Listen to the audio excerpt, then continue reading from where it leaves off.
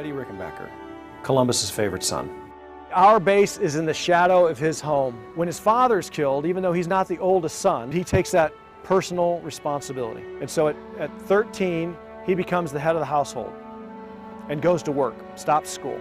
So he ends up working on engines for a car dealer there in Columbus. Next thing you know, he's driving cars, and he becomes a famous race car driver before World War I. And he understands personal courage, because it took a lot of courage to race cars, because there were no seat belts, right? People were getting killed all the time.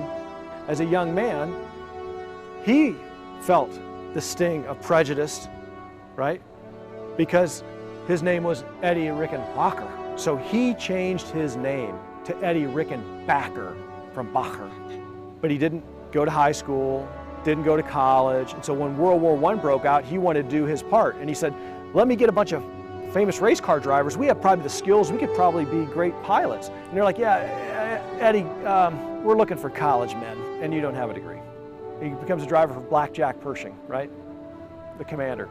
Works his way into becoming an officer, to be a maintenance officer, because, you know, I really understand those airplanes, those motors better if I had some time flying. Yeah, you know, you're right, Eddie. Let's get you some flight lessons. Next thing you know, he's flying. He goes, you know, I'd understand those guns better. You know, if you know where I'm going with this, right? Next thing you know, he's in a fighter squadron. And within months, the next thing you know, he's command of the fighter squadron, right? And then a year later, he's the ace of aces, right? The Medal of Honor winner.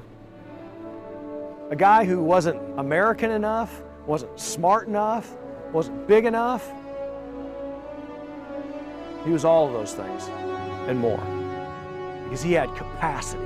He had a dream, and he wasn't going to let anybody else deny it. That same innovation, courage, commitment, right? That's all in us, in the marrow of our bones, right? This is where we're from. So our call sign is Eddie. So when we key the mic, we're using his name. I'll tell you what, I take it serious. You know, my call sign is Eddie01, and I get it, right? And what an opportunity that is. That is your story. That's our story.